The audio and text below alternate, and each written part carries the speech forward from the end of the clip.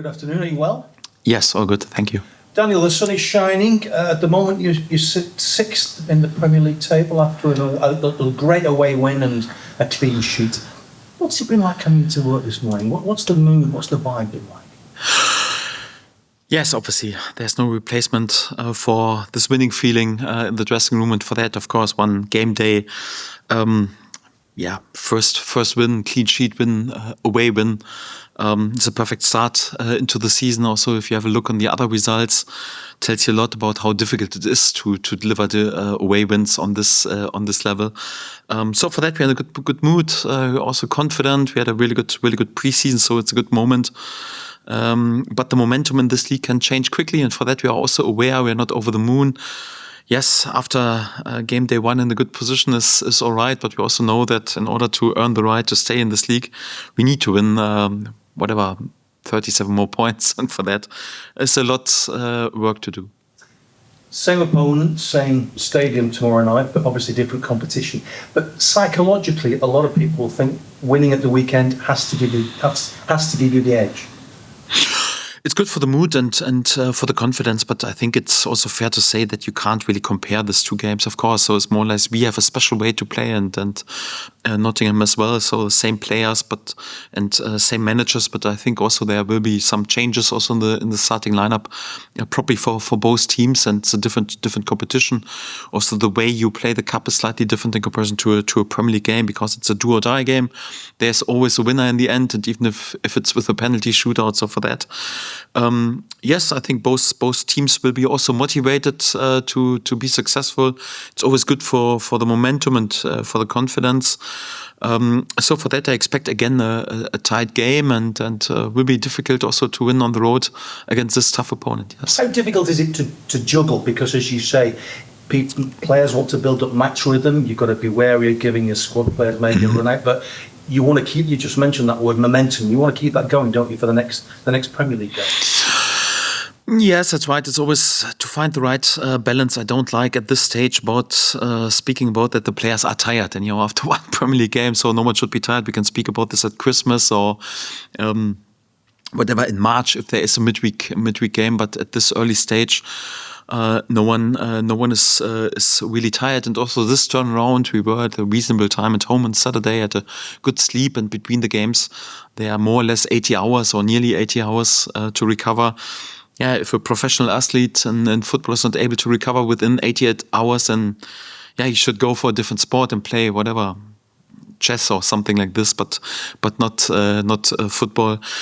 So for that, it's definitely possible. On the other hand, you have to keep in mind that we had a really good competitive preseason, and there was also some tough calls for the starting lineup for the last game, and it's also perhaps a chance also for some other players who are not too far away from the starting lineup to give them a chance in order to shine, because especially also in the beginning of the season, you want to hold the competition within the squad high, that you have to fight for your place, and for that, yes, like always when there's a midweek game, there will be some rotations, and in the cup competition perhaps even a bit more than it would be in a normal league game. But I also don't expect that it would be a completely different side. So for that, it's about finding a good balance. How much would you love to win a cup competition with Leeds? Because checking the records, I don't think you've won a cup competition as a manager throughout your career. Yes, it was difficult. In Germany, I just worked for 1 year. I didn't win the DFB Pokal, and here in England was not to be to win the FA Cup so far, or to win the League Cup. So for that, also didn't work for the biggest favourites so far. So we were not too far away last season, and you know how many positive emotions a proper cup run could do. Overall, I would say for the clubs I worked with, my cup competition was not too bad. We were not too far away. Also with Norwich sometimes, and not too far away in the FA Cup. So I'm a big believer in these competitions, and I like also this do or die mentality and to go for it and what we can achieve. And we've proven this more or less last season. For that, I would never say no to another good proper cup run. Yes. And finally, for me, can I just ask you? Obviously, the transfer window not long left now. A lot of noise in the last 24 hours about Leeds and Chelsea talking about a loan deal for Mudryk. Can I just check where you're at with that? Because the latest seems to be that the second offer has been rejected. Can you give us any update at all, please? Yes, there are always many noises around, especially around Leeds United. You got the feeling so that, also each and every agent also tries to use our name sometimes anyhow in order to speak about his player. So because Leeds is a very big club and well-known club and passionate club and sometimes we are linked with players. I've never heard the name anyhow. Of course, I know Mudryk. There's no doubt about him. He's a really good player, but like always, I never comment on any speculations or any other players who are playing currently for other teams. So for that, no comments for me in public about this topic. I would also expect no one from other clubs to comment about my players. And so for that, out of respect, I will never give any comments about players who are currently playing for other clubs and no comments on speculations. Which still, I'm guessing, like newcomers before the deadline?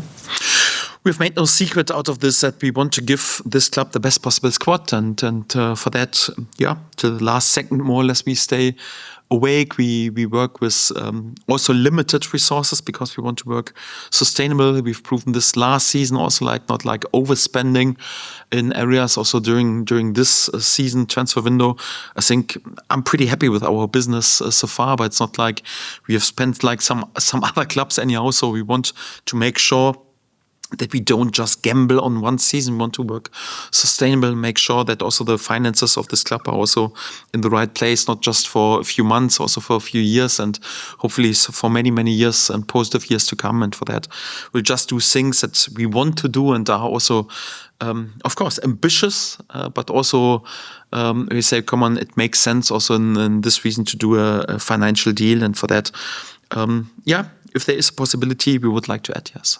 Thanks for your time. Thanks. Hi, Daniel. Just on that front then, Sam Byram isn't a Leeds player, such as a free agent. He's been linked to various clubs over the summer. We wondered if he'd still be in your plans at all. It looks like he may be on his reports to Borough. And what can you say about his future? Is it away from him? Yeah, Sam Byram is always in my plans and always in my head because he's a player I've got a soft spot for, and I love him completely as a player and as a human being. And all know how much I rate him. It's a fact that he has also reached a special age and was very important for us over the last years, but also no secret that he didn't get that much game time on Premier League level. And I think Sam is currently exploring his options, but also due to that he's from the region, of course, there's more or less like he's always like in our plans in terms of we wish him all the best also for the future, and then we'll see what his decision is, which club he chooses and joins. I think he has still a lot to offer, and as a top person and top player, and for that, fingers crossed for him for a good decision for the future. So Daniel, the FA Cup last year was obviously a real boost for the club, and probably went further than anybody expected, to be quite honest. I know the League Cup's different because it starts early, it's during this window. Do you feel you're better equipped to attack this domestic competition stronger than you were this time last year? Last time we had, in general, to integrate a few more new signings, and we needed also a bit the cup competition in order to do this. Was a different situation. On the other hand, you have to say so. To have a first game in this competition at a very difficult ground in Nottingham, so it's also a big task. So for that, I think it's too early to say that we would attack the competition. I think it's important. Yes, of course, everyone tries to go through the first round without doing anything stupid in terms of risking players or whatever, and I think that's quite important. And of course, the further you get on, then the more you focus and concentrate also on the cup competition. So this game won't be like a Champions League final tomorrow. Don't get me wrong, but both teams will also try to win it. And for that, we're also highly motivated. But I think it would be too soon to speak about, okay, we will attack this cup right now. We are motivated to be there with a good performance and also to win this game, but it's also not the Champions League final tomorrow. not only motivated, but you seem very highly integrated now, because a lot of the players have been around for at least a few weeks, if not longer, in Harry Wilson's case. What about Nico Elvedi? I know you tried to get him on towards the end of the game. Potentially, is this a big opportunity for him to make this cool debut? Yeah, but not as a gift. And even last game, I would have also brought him in just for a few seconds anyhow. But Nico is also like one of the strongest header in my team. And I was expecting perhaps there's one or two more long ball or perhaps a set piece also for Nottingham. Because, of course, they were chasing the last moments and I wanted to use his defensive strength and his strength in terms of heading. Nico is available, eligible to play and also in a good rhythm. He has played more or less nearly all the preseason games for Gladbach. He has played in last season many games. He had a proper preseason with Gladbach after being a bit later back from the World Cup, but he's also in a very good shape. Was quite impressive the first days in training, and for that, yes, he's also chances also perhaps to get some minutes or to make his debut tomorrow. We take some late decisions, and like always when you have such a quick turnaround, but definitely a possibility, yes. Was everybody okay after the game? I mean, there was like a bit of reaction. James carried on fine after what seems to be a tough tackle, but Calvert-Lewin we always ask about all this. Yeah. But did everybody come through pretty much okay? Yes, as far as I'm aware, no new injuries anyhow, of course. And in nowadays, our doctors and physios and sports science, they do lots of tests and recovery tests anyhow. So no one has told me that one player who was involved on Saturday is not available for tomorrow. So for that, I expect more or less to have the same players available like it was also for the last game. If someone is struggling a bit with recovering quick enough in order to start perhaps a game again or for many minutes, we will see. But so far, it seems like no new injuries, yes. Right, thank you. Right, then just coming on from that, how's Willie Gnonto and Gabriel Gudmundsson getting on? And also asked about Ilia Gruev within the team. Is he sort of ready to go now, but firstly, not Gnonto and Gudmundsson? Yes, Ilia was part integrated in the last week. This is more or less or the last days. He was then fully back in team training, which is definitely good news. This game comes a bit too soon for him because he was out for a month, and we want him to be at least 2 weeks back in team training before he's then also ready for selection.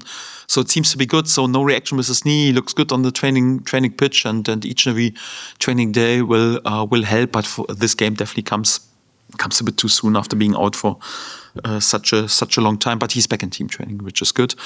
Gabi and Willie are not, but rehab is also in a good way. We expect him also not too long to be back in team training. Perhaps even at some point during this week we will see. But this game comes too soon because they have not joined us in team training yet. Okay, just ask you about the goalkeeper situation. Obviously, James Trafford, fantastic at the weekend. But in terms of like his number 2 or backup, what's the latest on that front, and in particular with Luca Perri, because we saw him obviously back on the bench at the weekend. But I think what was expected him maybe still do to move on. And is that still the case, or could he stay in the right competition as number 2 to James Trafford, or what's the general situation there? Yes, Lucas is a really good goalkeeper and a really good character as well. So he has played also several games last season. Also, once we then had the more or less a change that Carl played in the Premier League, he had also some really good performances, especially in the cup competition. There's always lots of speculation, of course, in the last days of this transfer window, and of player of his caliber who was also signed more or less as number 1. It's also normal that he has his thoughts and is perhaps also thinking about what to do for the future, and you can't rule anything out. But he's currently under contract for us, and had a bit difficult preseason because he came back and was then injured also for 2.5 weeks and not in team training, especially for his position, and also like for his stature. It's not like, okay, one training session, then you're fully back. So for that, he missed more or less nearly all our preseason games. And for that, Alex Cairns was fantastic, I have to say. So he's an unbelievable guy anyway, and played some really good games. But for me, it was clear after Lucas was sent back, more or less in team training for whatever, around 10 days, that he would then be on the bench, because obviously James Trafford is our number 1, and then Lucas is our number 2, and this is how it stands. What will happen in the future, we'll have to wait. Thank you. Hey Daniel, we spoke a bit about Largie after the Augsburg game. So is there an update on Largie and also Mateo? We've not talked about Mateo much. Obviously, left out of the squad list for numbers, so we know he's rehabbing. Can you maybe let us know his timeline and then what future holds for Mateo?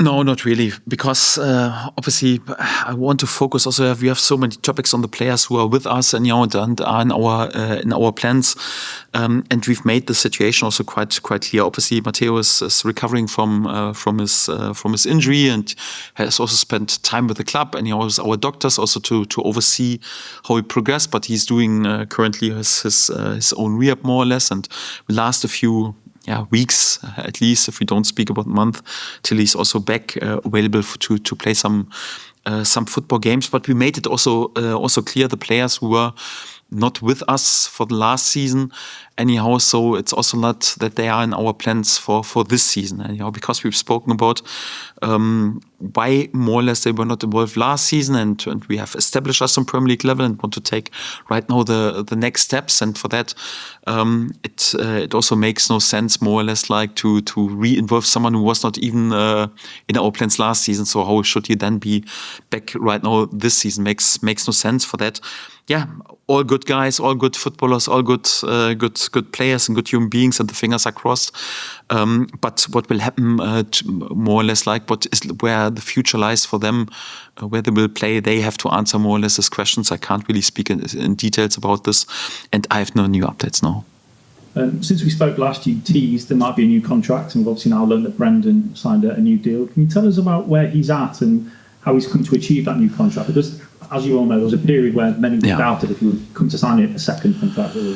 Yes, and it's also fair to say that he struggled a bit after he arrived with us a few years ago, and especially young offensive players. And Brenden is still right now in his mid-20s, but once he arrived, he was young at age, and his first season in English football. You see it in many other clubs, even players who are bought for many multi-million pound deals, more or less. Like they need a bit time to adapt, and this is also what happened to Brenden. What I like about his attitude, he's really like a workhorse, and always after the training sessions on the pitch and working on his passing, on his finishing, and hard work is always a solution. So I think you can see that he's getting more and more tidy in his game, and with some good performances, and then the end products were also coming, and this gave him a big boost for his confidence, and he was excellent for us during last season. I would also say after he came back later,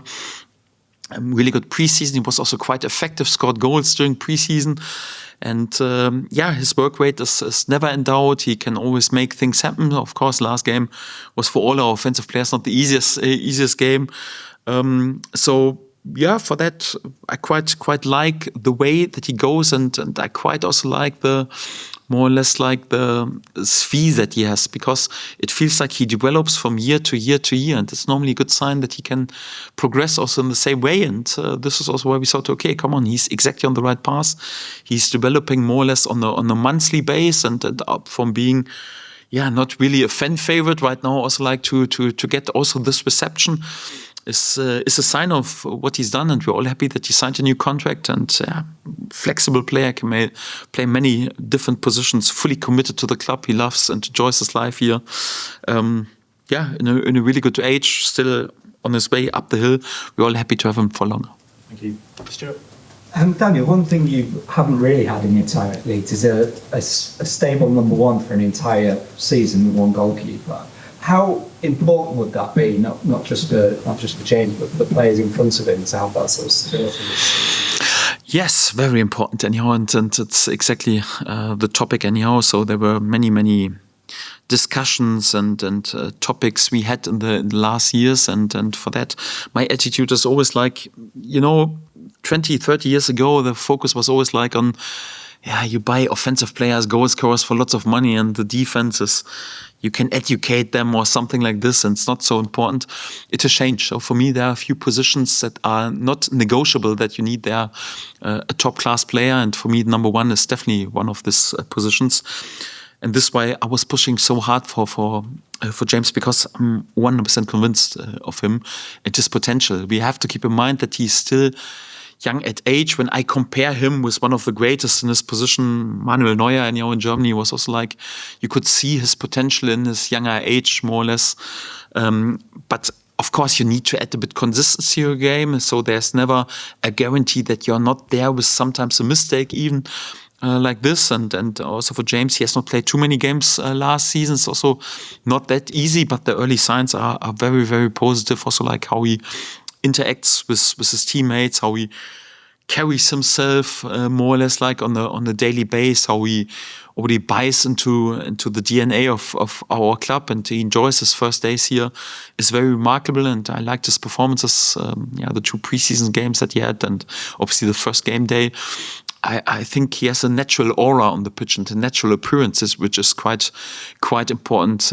Also, last game he didn't have to be there with 10 unbelievable saves, but his appearance on the pitch is also important. This gives also clarity and also safety and confidence also for the whole team, and especially also the defensive players. And like you mentioned, it's very, very important to have not always a discussion point on the number 1 position. And this is also why we spent some money on this position. Yes. And he's probably one of the best, if not the best, goalkeeper in the league with the ball at his feet. You mentioned Neuer is a very enthusiastic sweeper keeper. So given those sort of attributes, how important have the last couple of weeks been just for everyone else to learn how best to use him and where to expect him to be in certain situations? Let's not speak too much about the strength on the foot, because then you jinx it anyhow, and then there's a mistake anyhow. So especially with a young player, if you tell him how good he is anyhow, then sometimes the concentration goes a bit down, and we don't need that. So, but of course he has skills there as well, but it's important also, like we play perhaps also different processes in the build-up in comparison to his former clubs or former managers. Also, like how we want to bypass the opponent's pressing, and you have to adapt. And of course, the difference with which player you play together, and also till you get to know how exactly whatever Gabriel moves or Nico Elvedi moves or Joe Roden moves, whoever, or Tarek, more or less you need a bit time to figure this out. Also, which pass the centre back likes, which processes the manager wants to play, and for that it's important to speak a lot and also to train a lot, what we do with goal kicks or whatever. But on the other hand, also not to overload him the first days, because if I would just have a 8 hours meeting per day, and then it's more like, I can give him all the information, but would be too much overload. So it's important to find the right balance, and the longer we work together, if you work together really for months and then hopefully also for years, it's always easier, because then you have this automatisms that you need for your game. But yes, of course, in this topic, especially on the build-up, we've worked and spoken a lot, also showed many scenes, and also individually with him sometimes. Also our goalkeeper coach at Wooten is doing a fantastic job together with my assistants, so big compliments for them. It's important, and also the quality, how he plays out so far, already is a sign of his quality, how quickly he's able to adapt. Yes. Yeah. Hi Daniel. Taken as a whole, it was quite an unpredictable start to the season at the weekend, Premier League wise, with one or two surprising results.